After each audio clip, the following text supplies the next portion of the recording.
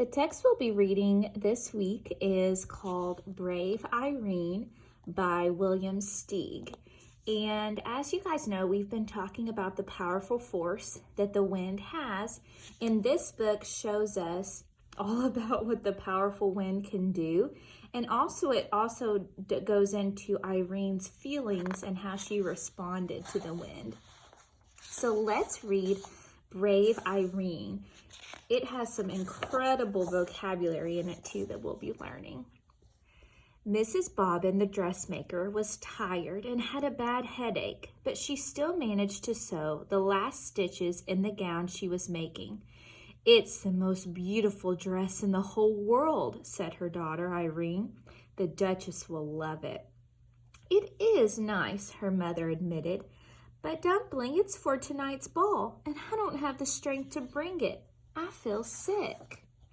"Poor Mama," said Irene. "I can get the dress there." "No, Cupcake, I can't let you," said Mrs. Bobbin. "Such a huge package. It's such a long way to the palace. Besides, it's starting to snow." "But I love snow," Irene insisted. She coaxed her mother into bed, covered her with 2 quilts, and added a blanket for her feet. Then she fixed her some tea with lemon and honey and put more wood in the stove. With great care, Irene took the splendid gown down from the dummy and packed it in a big box with plenty of tissue paper. "Dress warmly, Pudding," her mother called in a weak voice, "and don't forget to button up. It's cold out there and windy."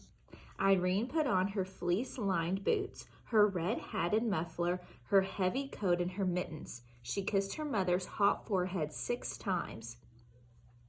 But once again made sure she was tucked in snugly and slipped out with a big box, shutting the door firmly behind her.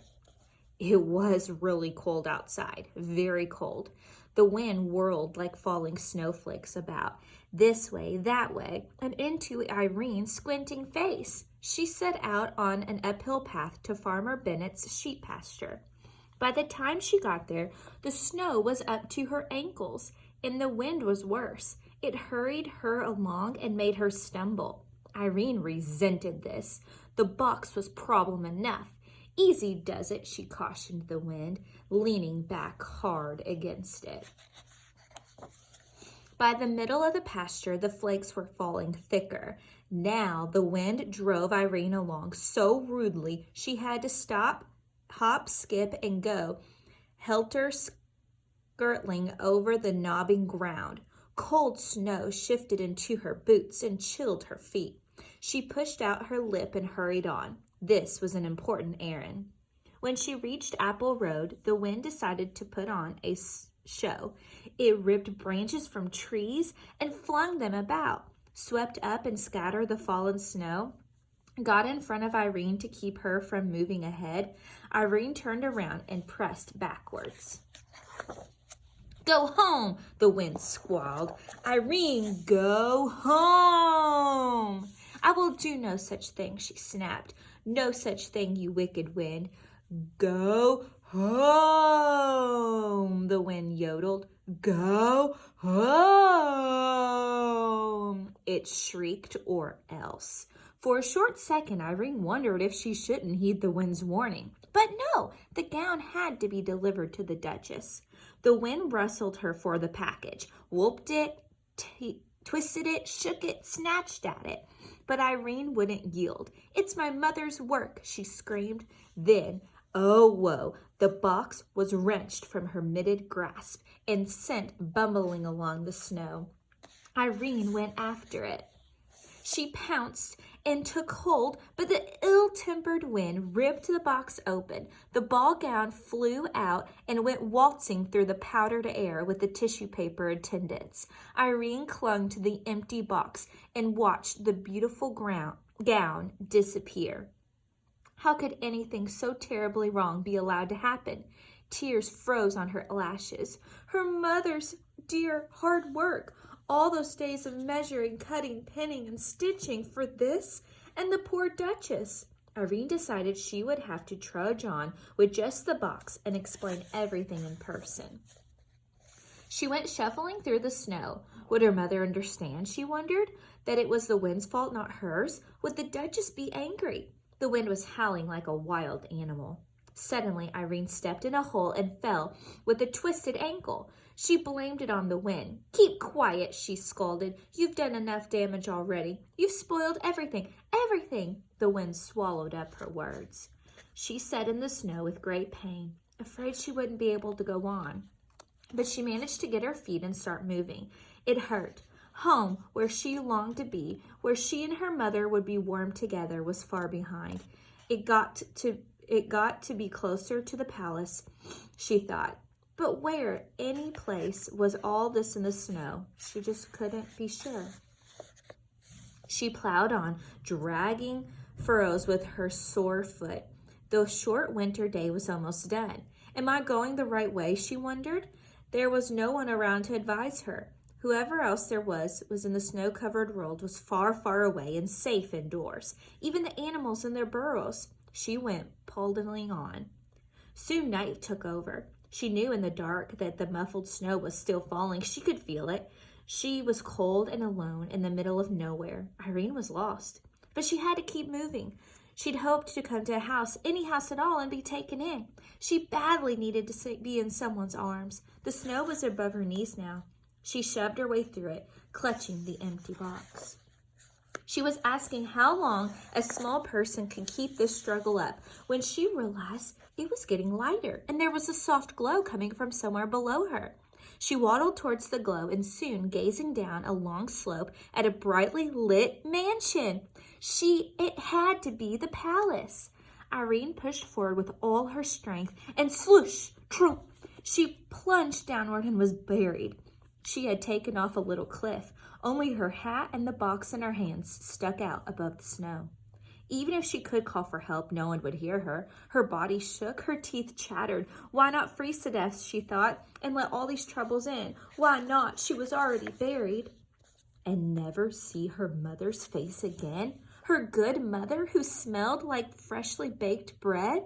In an explosion of fury, she flung her body about to free herself and was finally able to climb up on her knees and look around. How to get down from the glittering palace? As soon as she raised the question, she had the answer. She laid the box down and climbed aboard, but it pressed into the snow and stuck. She tried again, and this time, instead of climbing on, she leapt. The box shot forward like a sled.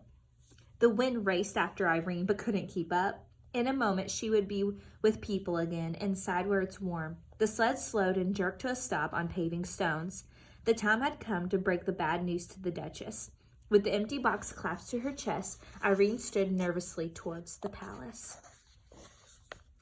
But then her feet stopped moving and her mouth fell open. She stared.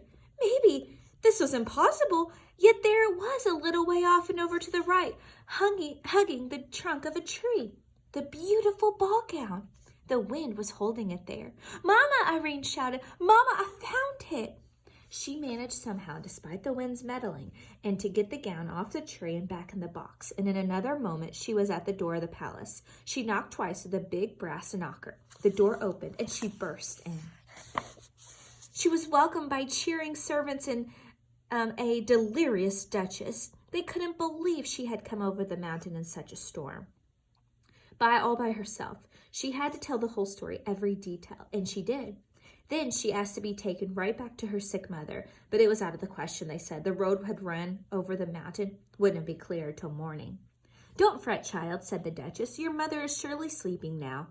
We'll get you there first thing tomorrow." Irene was given a good dinner as she sat by the fire, the moisture streaming off her clothes. The Duchess, meanwhile, got into her freshly ironed gown before the guests began to arrive in their sleighs.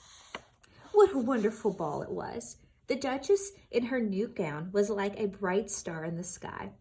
Irene, in her ordinary dress, was radiant. She was swept up into dances by handsome aristocrats who kept her feet off the floor to spare her ankle. Her mother would have enjoyed hearing all about it.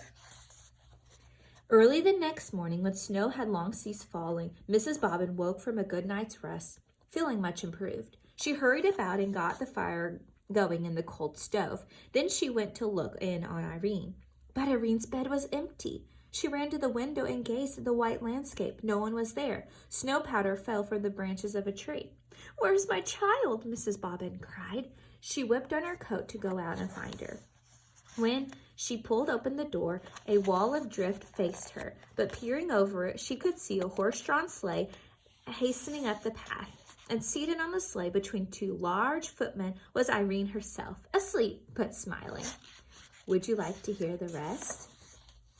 Well, there was a bearded doctor in the back of the sleigh, and the Duchess had sent Irene's mother a ginger cake with white icing, some oranges and a pineapple, and a spicy candy of many flavors, along with a note saying how much she cherished her gown and what a brave, loving person Irene was, which, of course, Mrs. Bobbin knew better than the Duchess. The end. And that is Brave Irene.